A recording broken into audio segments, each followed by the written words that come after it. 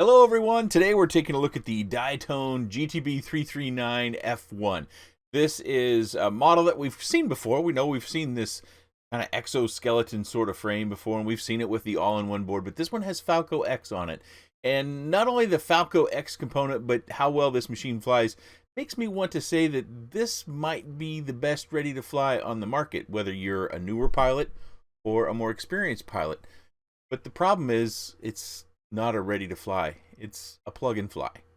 Let's get into it. It runs the Mamba 1105 5500 kV motors. Mine arrived with a set of these 3016 tri-bladed props, which is for 2S use. For 3S flights, we need to use these HQ 3x2 props. The single board stack is an F11 processor with a 13 amp ESC. The VTX is the TBS Unify Pro 32 Nano. The FPV camera is the Runcam Nano 2. It does come with a battery strap, but I found it was too long, so I substituted this Pyro drone, the extra short straps. And as noted in my previous video, I did install a capacitor when I started flying 3S. Comes with a wiring map connecting your components. This one right here is for the RXSR. We also get gummies, zip ties, some extra screws, and an extra battery strap. Another little card about the Toothpick F411 all-in-one. I did use an RXSR right here. It weighs just over 70 grams. On the 3S flight, which is the second flight, I used this 520 milliamp G&B 3S battery, which brings the weight up to 112.5 grams. For 2S flights, I flew it on this 525 RDQ battery that's 2S, which brings the weight up to just under 99 grams. Motor post to motor post, I'm getting about 121 millimeters. Some important notes before we get started.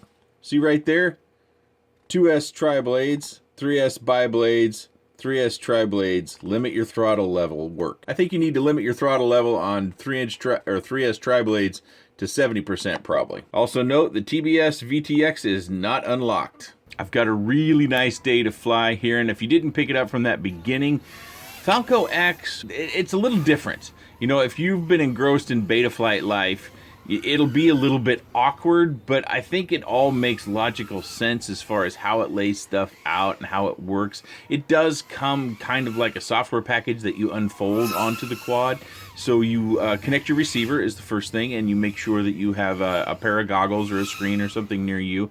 And so once you've got your receiver bound, which if you can use one of the wiring harnesses that come in the package, if you can find the space to put all the wires that you'll have extra, or if you're already familiar with your binding and how you want to proceed, then you can do that. And then when you look in the goggles, you should find that there's a wizard presented there, and it should ask you a few basic questions. I think it was less than 5, because it kind of auto detects everything for you, as it probably should. You know, it's customized for this particular board. But if you've ever set up like Falco X from the get-go, like on the Tina Whoop, I think there was more setup on the Tina Whoop than there was on this 339F1.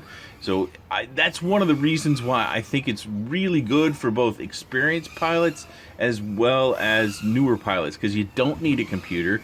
You just have to connect your receiver. I do wish it came with a receiver already, so it was a true bind and fly. You don't have to know all that much about your VTX, although the TBS VTX requires a series of button presses in order to unlock it. I am flying at 100 milliwatts. I didn't pump it all the way up on this particular quad. I just didn't think there was much of a need. I thought the picture was pretty clear. There's some breakup, but it's not bad. And TBS is known to have one of the higher quality VTXs around, and I think that's why Diatone teams up with them. The Mamba motors, that has been something I've talked about since the Twig come out, is they're really the most efficient 1105 motor that could push a 3-inch prop on the market that I've run across. So that's a good pair. And on 2S, I think this tune that they put on here, which was probably done by Wild Willie, he's a programmer for that company, as well as a professional drone pilot. If you're not familiar with him, he has been on DRL. I think I saw a race in Arizona. They did a re-airing or something like that where he got a second place behind Gab 707 or something like that. So he's a world-class or top-notch pilot, and he probably tuned this. And on 2S, I really enjoyed it. I felt like it was something that it just did what I wanted it to do. I didn't have to think about things. Now on 3S, it was a little bit different. I thought it was a little bit over-sharpened, and that's not surprising. You know, it's really a stretch to try to get a tune that feels really good on one prop and battery and weight and all those things, and then jump over to a different battery, a different prop, and have the tune work out well. So I would say if you're a 2S flyer, this is a really good match. And you see we get at the end of the flight, and we had a 3-minute flight. I know that disappeared off screen. That's just kind of how the Falco X OSD works, and our battery is up to 3.53 volts per cell, which is in good shape. Let's get on with the 3S flight. Something else that I wanted to mention that's a little bit different about Falco X is that it's got idle up, and then there seems to be something secondary. So when you arm, I think the idle up kicks on, and the props spin actually pretty slow to where you can't hear them. You know, if you're familiar with Betaflight and air mode, that air mode is kind of just one idle speed. Falco X seems to have two. It didn't really bother me or anything. I just noticed that once I gave it a little bit of stick input, whether that was throttle or if it was roll or pitch or roll, that the prop speed would pick up right away. So that was something that I noted that is a little bit different that I don't recall having learned from the Tina Whoop. As we get in the 3S flight, you'll see it's more aggressive. It's still, the tune isn't quite as good, and I'm trying not to exaggerate this. The tune on 2S is really good. It's really hard.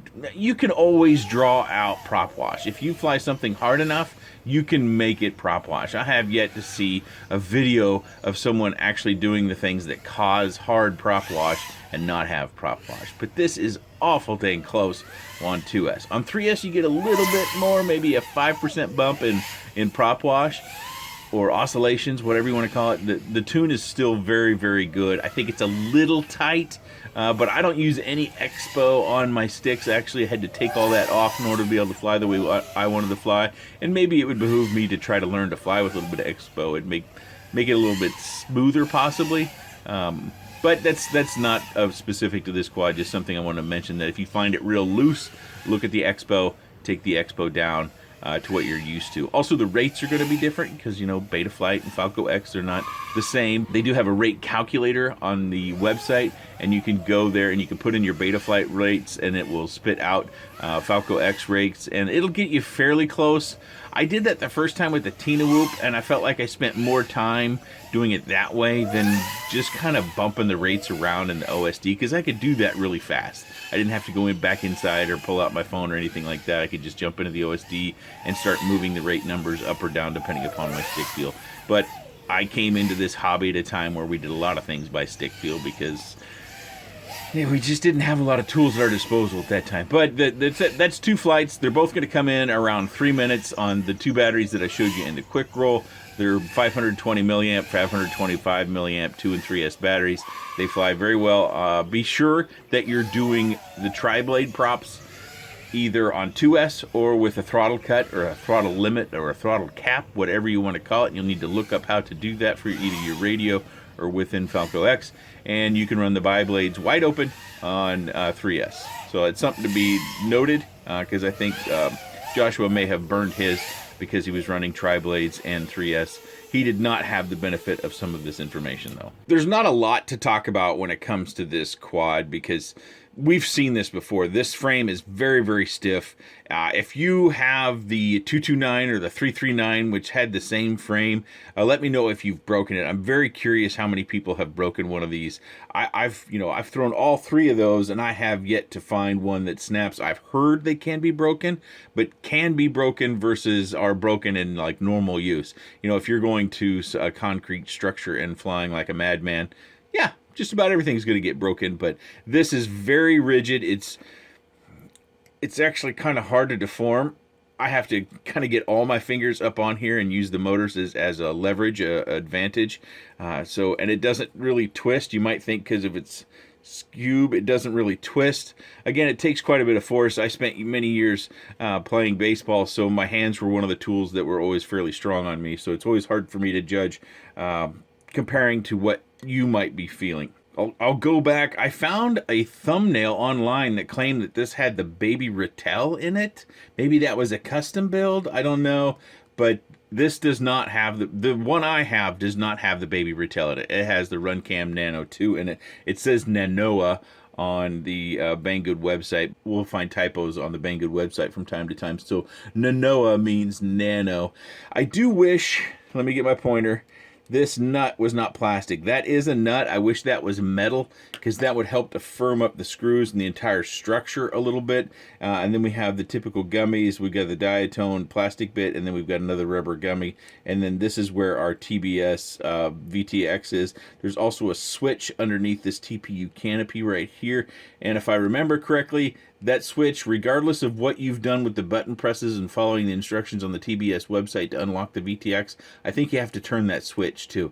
Don't quote me on that. That was a fleeting moment late one night when I was setting some stuff up. But pay attention to that switch that's under here. Sorry you can't see it, but it's something that I think caught me out until I flipped that switch and then Smart Audio started working. You can't toilet tank unless you disassemble everything and then rotate your motor, your board, and everything, because as you can see, we've got a solid structure here to mount our board. We could almost do it. You can see we can get through here. I don't know why the frame is made in two different styles here, because if this rear part and front part matched, or where the front part was made like the rear part, we could toilet tank or run it traditional however we wanted. I think that would be a good move if that's an option on how they're cutting these frames. Make this back up here too, so we can toilet tank our batteries. That's a little something. I like to toilet tank my batteries. I found that's something that I feel it just feels different, and I like it. I don't want to claim it better. Better is very subjective. Some people might really not like it, but in my particular case, I do like it, especially with underslung batteries. The Pyro Drone, this is the shortest Pyro Drone battery strap they have on their market. I find it works very, very well. It probably shaves about a half a gram off of our total weight using the Pyro Drone strap. It's very short. I did not add gummies to the bottom in order to keep my battery from going anywhere, because these screws are recessed. Everything is a nice flat surface. All I had to do was rotate the zip ties down a little bit to make sure my battery could lay in here nice and flat against this carbon, strap it down good and tight. Didn't have any problems with it moving around or shifting, and I had a series of crashes. Speaking of damage, the only thing that's been damaged on mine is maybe just the props banged up a little bit from, you know, branches and whatnot. Canopy still looks in real good shape. I showed one crash in that video that was a crash breakdown on how I disarm really quickly. And I think that's another important point, that if you're flying micros, you do need to be able to disarm really quickly in order to ensure that your machine does not burn a motor or an ESC. You know, ever since the advent of air mode, I think we've been burning more equipment, even as that equipment has gotten better. Because when you're armed, your props are engaged, the ESCs are trying to drive the motors to spin the props. You've got to disarm. Throttling down doesn't do any difference, and when the prop gets stuck, you have a huge spike and it burns the ESCs, because we just don't have much overhead in there. Speaking of disarming, let's take a side note here real quick. So this is my radio. I use the X-Lite. I don't actually recommend it because of the shenanigans that FrSky has been doing, in my opinion, of trying to lock people in or lock people out of being able to use non-FrSky produced radios. I'm speaking namely about all the D8 receivers that we have, and things like Tiny Whoops and various other machines, you know, like these little guys here that are so much fun when you're locked inside. FrSky doesn't seem to like the fact that manufacturers are including receivers on board, so they're getting away with D8 mode and kind of locking us out. There's no way around it. There's been other issues too. But anyways, for disarming. So I arm and disarm with this little tiny switch right down there. And so when I do pinch this, I start and I flick that up, and then my finger rests on this, and as I'm flying around, if anything goes wrong, boom, all I have to do is flick that finger and I'm disarmed. So get very familiar with your disarm switch and get fast at it. You should be able to pull it like you might a trigger on a gun or do anything else real fast. That could save you from burning out an ESC or something. And use turtle mode when you need to retrieve the quad, not when the quad is sitting over 100 yards in the grass, but when you're stuck in a tree or you're on top of a building that you don't have access to. When you need to do that extreme retrieval of your quad, you know, use turtle mode. Try to save the quad however you can, but generally speaking, in micros, turtle mode should probably be reserved for those extreme circumstances. And speaking of turtle mode, that's not what it's called in Falco X. It's called Koopa mode, like the Mario Brothers character. I really don't have any other complaints about this. It's a really good quad, and I think it's a good quad outside of having to add the receiver. If it was an actual true ready to fly, the receiver, you could click a button, the receiver that you wanted came with it, I think that would make this really just almost an ideal starter quad. You know, whoops are still recommended. You know, prop protection, safety, those sorts of things are still recommended from me for most people to start out on. But this is really close as far as flight feel. This is something that you can fly that you don't have to worry about, is the tune right. This has been tuned probably by a professional pilot. So that gives you a basis of what to shoot for other quads.